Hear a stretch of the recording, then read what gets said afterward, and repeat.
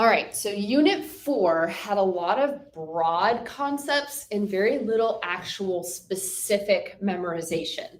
So a lot of the AP questions I saw over Unit 4 were more stimulus based and showed you statistics on like age, demographics, and how they voted, and then you summarize and analyze that data. So it's not hard. That and a lot of the unit just talked about the difference between conservative and liberal ideology, which I feel like is something, if you stay on top of current events, that you are already pretty familiar with. But I'm going to go over the highlights to remind you of some things that might be asked about and just a quick review. So Unit 4, we talked about political orientation, the political spectrum, political socialization, and the views of the two different parties. And then we ended with polling. So starting off with orientation, this is underneath the idea of your political ideology, which is the beliefs that you have that help determine where you vote and who you vote for. So if you have a more liberal ideology, you tend to vote more for the Democratic Party. If you have a more conservative ideology, you tend to vote more for the Republican Party.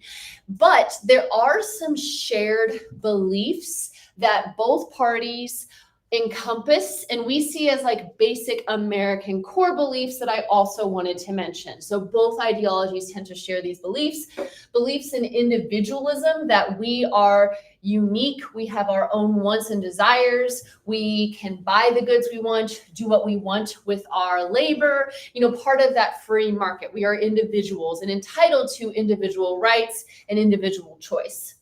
And equality of opportunity, that all people have equal chance in the labor market to buy goods, to go to school, to be protected underneath the Constitution, which that protection is laid out in the Bill of Rights, especially underneath the 14th Amendment's Equal Protection Clause, that all people are guaranteed equal rights in the United States. Free enterprise is our economic system that ties hand in hand with capitalism and a free market. Whereas a country, we promote supply and demand, consumers and producers, and that determining the price and quantity of goods. So just what we covered in a lot of macroeconomics. The rule of law, everyone is equal underneath the law. So I already mentioned the Equal Protection Clause, but also under this, we can look at the rights of the accused. So if you are an American citizen and accused of a crime, you have the right of due process, not having cruel and unusual punishment, and things that you are entitled to because, again, of the Constitution.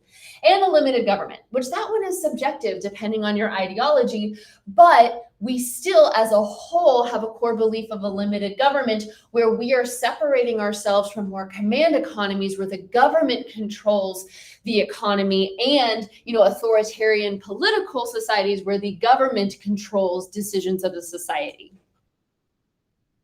So in the political spectrum, we have the 4 different groups we classify underneath, which is exactly what we did with our quiz last semester, where we fit into one of these 4 groups. And even in just our classes of AP Government, most people fit underneath conservative or liberal, but we did have a few smatterings of libertarian and populist. So we're going to go over all 4, but with the knowledge of a lot of our country fits mostly under the liberal conservative of the spectrum, which liberals, kind of a broad what they believe, want the government to provide economic redistribution.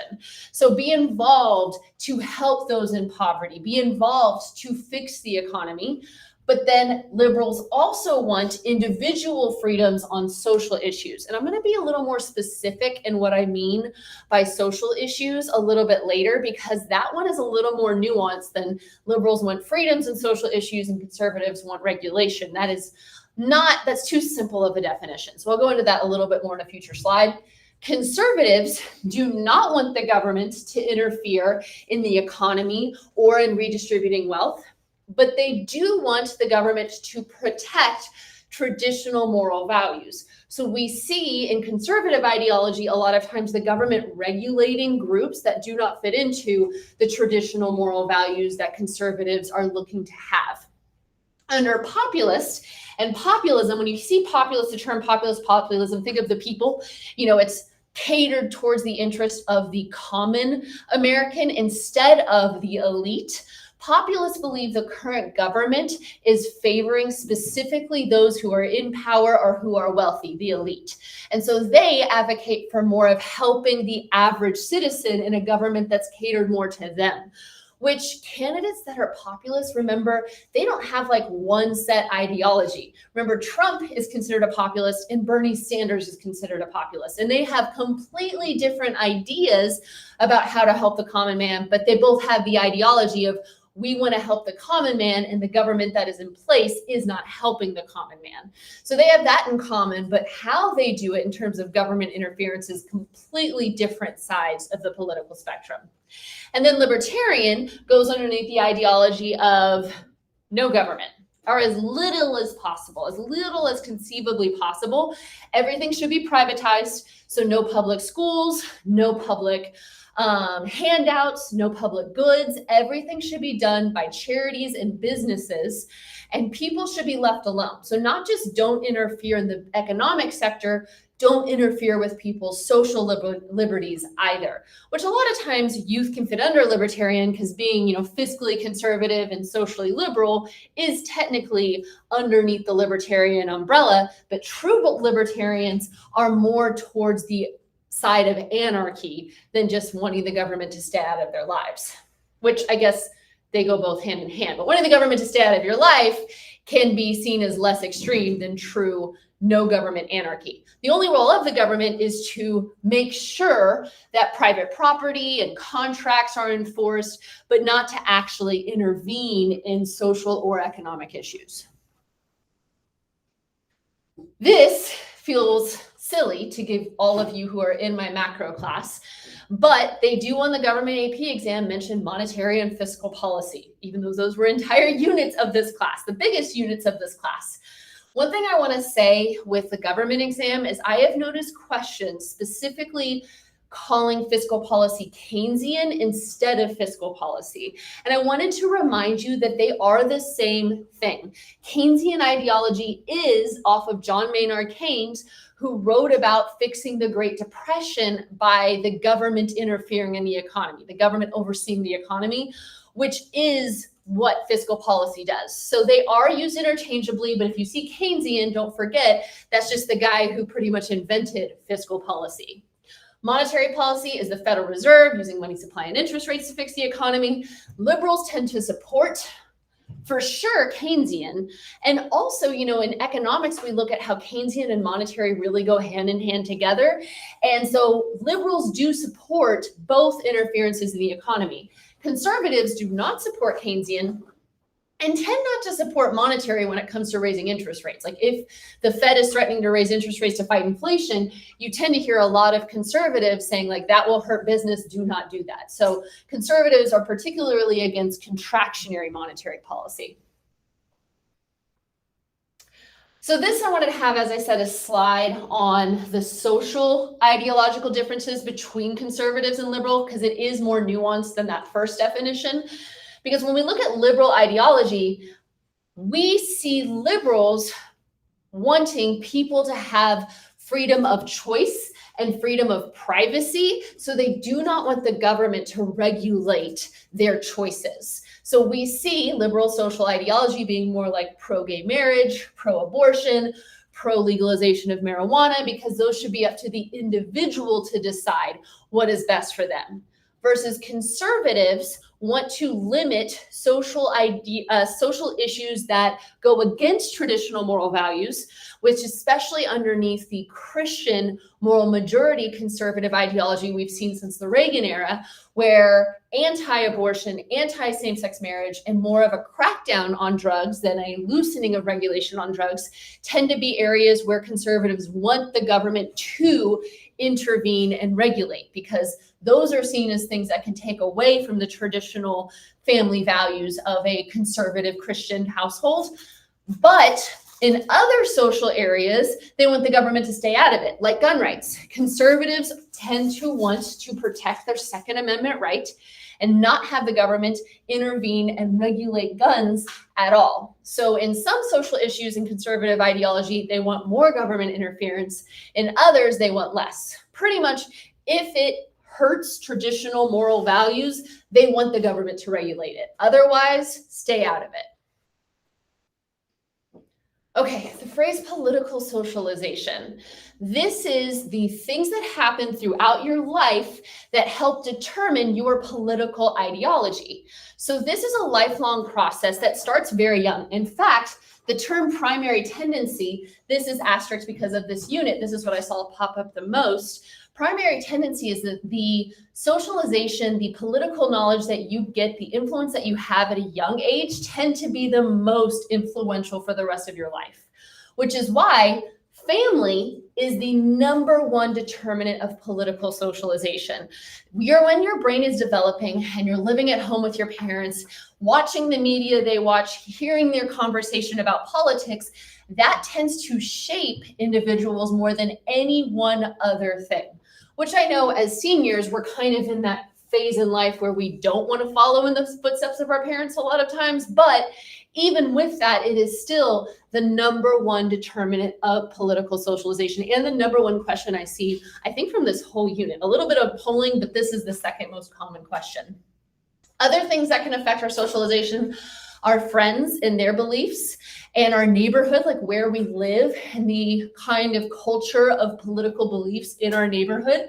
Schools, like how, teachers teach, for example, the controversial subject of US history, if they teach it pro, like founding fathers, or if they teach it in terms of more leaning towards the oppression of groups, that can show political bias and can affect how developing minds develop their own political opinions. The media and its biased globalization, as we interact more with other cultures, we get new political ideologies that we are witnessing. And religion. I already talked about the moral majority. I already talked about conservative ideology tying well into Christianity. So that can affect your political socialization. And then groups outside of Christianity can also, based on what their beliefs are, lean more towards liberal or conservative based on how their religion aligns with the two political groups. Now, in terms of makeup, we can also see factors that affect socialization like race. African Americans voted very heavily Republican from Lincoln all the way up to the early 1900s. But then as the Democrats started to support civil rights in the 20th century, we saw the switch of African Americans from Republican to Democrat. So that can change based on what the ideology of that party is following. Gender, which party supports the rights of that specific gender. Age, we know as you get older, people tend to vote more conservative and younger voters tend to vote more liberal. And economic status. Wealthy people tend to vote more conservative because they want the government to stay out of their economic affairs. They don't want their wealth taken away. Versus those in poverty tend to vote more liberal because economic redistribution can directly benefit them. Now, again, those are trends, not like all poverty vote Democrat. In fact, like rural poverty kind of goes the other. Those are just general trends we see that can affect your ideology. So we have to talk about the generations in this unit. We talked about the silent generation, which both presidential candidates fit into right now, which is crazy because they, to be in the silent generation, you had to be born before 1945. And what we saw this generation experience shaped their political socialization and their ideology. So they grew up during the end of World War II. They grew up during the Cold War, the Second Red Scare, where a lot of America was terrified about the spread of communism and the threat of nuclear warfare. So the silent generation has a huge emphasis on protection. The government should protect the people in the country. And that is where they want the government to focus, which does lean more towards conservative ideology. Focusing more on protectionism is a conservative idea. Then the boomers, which are from the 1930s 40s, late 1940s to mid 1960s, they grew up during Vietnam, during presidential scandals like Nixon, during a time when people felt like the government was corrupt and lying to them, which made a lot of the boomers want to roll back the power of the government because of mistrust of the government, which again, that tends to lean more conservative, rolling back the government, which many of this generation supported that ideology of Reagan, who said, you know, the best government is a small government. I will roll it back. And that kind of helped ease the tensions of mistrust of the government. Generation X, guys, they didn't really have like a trend for Generation X. So I just put Kurt Cobain because I didn't really know what to put for them there. They didn't have a specific trend that defined their generation. Maybe that in and of itself, they get forgotten. They're forgotten because they didn't have one. They're kind of between the boomers and the millennials, more liberal than the boomers, usually less liberal than the millennials. Versus the millennials, we grew up during 9/11, the war on terrorism, the Patriot Act, which some people, that made them want more government intervention, like the feeling of safety, like we said with the Silence Generation. But the majority of millennials that actually made the trends for millennials to vote more liberal and want America to stop getting involved in foreign affairs, especially for economic reasons, which we saw a lot in the 90s, 80s, 90s, and early 2000s. It turned millennials off on that idea. They wanted more focus on social issues, and they tended to, with those external events, tend to vote more liberal. And then your generation, isn't considered a relevant one for this trends yet. We don't know your trends yet. We know COVID will affect your political socialization, but how in terms of voting trends, we don't know. We do know, as I said, that men and women are kind of becoming more polarized in your generation. Men of your age are tending to vote more conservative and women more liberal than previous generations. So we see that separation between the sexes, but it's too soon to tell like your overall trends. So I left it off. Trends throughout the generations, older people tend to be more conservative, younger, more liberal. But the other trend is that older people tend to vote more. They tend to get to the polls and vote more. Maybe they feel like they have more political efficacy, their vote matters, where younger generations are disillusioned that they feel like their vote doesn't count, or maybe they have time to go out and vote more. But that is a common trend. One term I wanted to go into with all of this talk of socialization is the two differing opinions on with the continuous flow of immigration we've had into our country and many, many cultures coming into our country. Should we assimilate all of those different cultures into one specific American identity? Or should we accept and integrate in multiple cultures to have a wide, diverse cultural identity? And that is the difference between multiculturalism and assimilation. And America's ebbed and flowed on both ideas throughout history. During times when we are frightened, like the Cold War, we aim more towards assimilation. Like, don't be different because then you might be communist. Or in terms like the present, when we are we're not in any great fear like we were in the 1950s. We have been leaning more towards multiculturalism. That also could be the younger generations being more socially liberal, but that's what we're seeing. But if we had another time where the country was facing some kind of serious threat, it could flow back towards assimilation again. It's kind of gone back and forth throughout our history. The last topic is polling, which need to go over the type of polls and some information about polls to finish this out. We have scientific polls, which are the ones we want to use. If it's a scientific poll, it means that it uses unbiased questions. So they're not leading you to specific answers with their questions. They are asking a random sample, which a sample is a small group that they are using to represent the opinions of the whole population of a country. And that sample, if they're completely random, not all catered towards one political party, one religion, if it's completely random, then you can get a good generalization for what the entire country would believe. And it's supposed to be representative. So random in terms of you're not catering towards one group, but still, if 55% of the country are female, you want 55% of the women of the polling to be women. So you want it to be a good representation of the country's demographics too. So random and representative is a good way of having a strong poll. So scientific does all of these things. It doesn't show bias, it's random, it's representative, and people have equal opportunity of being selected. This is what we want. Non-scientific polls, though, are just as prevalent. These are ones that are either showing clear bias, having leading questions to get you to answer how they want. A lot of times biased media sources have these polls to get results that align with their political ideology.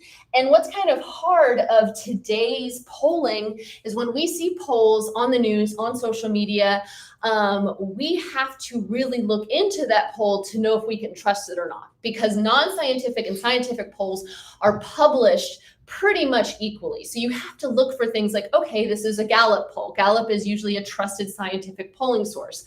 Or this was a poll done and released by CNN, polling CNN viewers. Then you're going to be like, okay, this is not representative and random. This is going to have a liberal leaning. So you have to be careful when looking at poll data of, was this poll actually scientific or not? Sampling error is something I've seen. The second thing I've seen, political socialization and sampling error are the two things from this unit I saw most often, which, even the most scientific poll, even a polling company that's trying to be as non-biased as possible still is not 100% accurate because they're not surveying the whole country. So because of that, there will be an error, and they usually do it in form of like +or-3, +or-2, +or-4, which means that, for example, here, if 60% of Americans distrust the government based on this poll results, and there's a +or-4 sampling error, it could be up to 64% of Americans distrust the government, or down to 56% of Americans distrust the government, which that's a pretty wide gap. That's not a very good representation of what percent of Americans mistrust the government. We tend to say to have a strong poll, it needs to have +or-3 or smaller. And that's the AP question I've seen with this topic, is it'll give an example with a polling error amount, and you have to say, like, is this a strong poll, or is this sampling error too large and it's a weak poll? So that's what I've seen. Another note with sampling error, the larger the sample size, the more people asked, the smaller the sampling error, because then there's more likely to be more random and more representative. Types of polling, straw polls.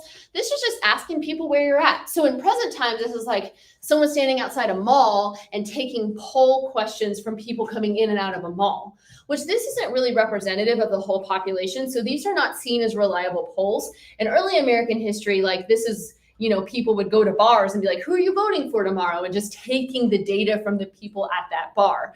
So it's not representative, but in early days, we didn't have the technology to get a solid representative poll. So it was what we used. And the idea back then was, okay, well, if we ask more people, the more people we ask, the better it is. But still, it's not really equally representative of the population.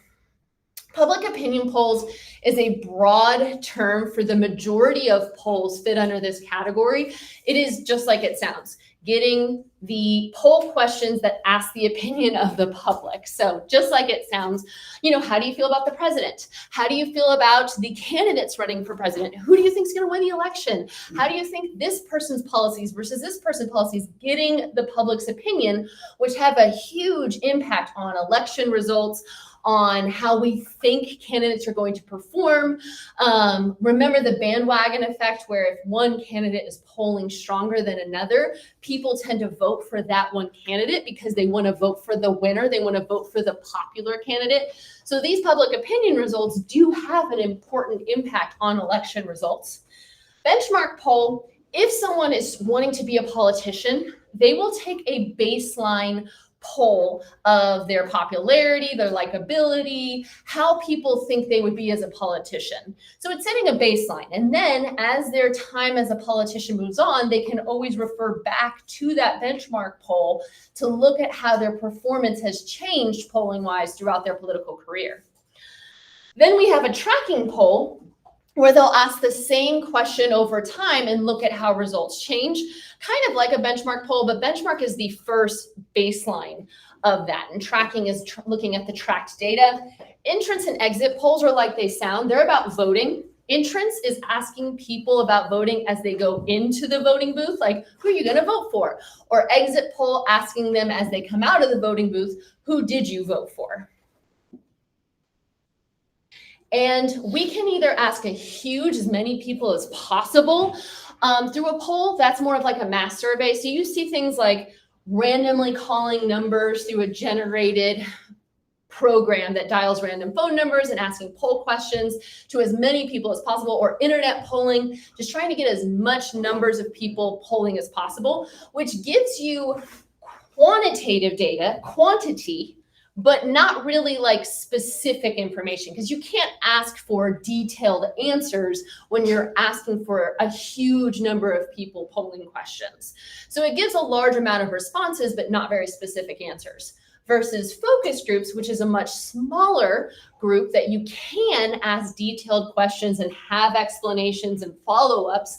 However, because it's a much smaller focus group of people, it tends not to be as representative, but you can get more detailed answers. So politicians can use focus groups to really get explanations for how people feel about them instead of just check yes, check no, general questions. So it's more qualitative data.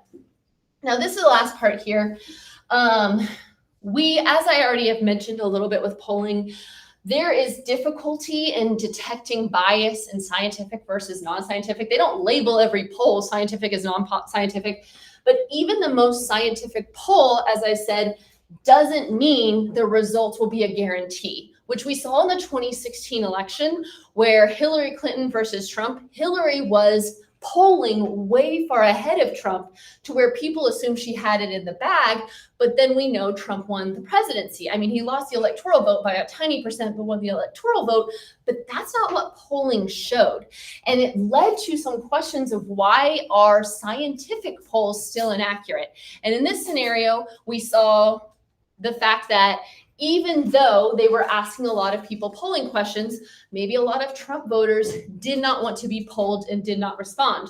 Or remember, people, their civic duty to vote, people may be asked, like, who are you voting for, Hillary or Trump? Someone may say, I'm voting for Hillary, but never actually show up to the polling booth and voting, because it looks bad to say, oh, I'm not voting. So instead, just like polling who they would vote for, but never actually showing up. So these discrepancies make it to where even the most like well-researched scientific poll may not be accurate.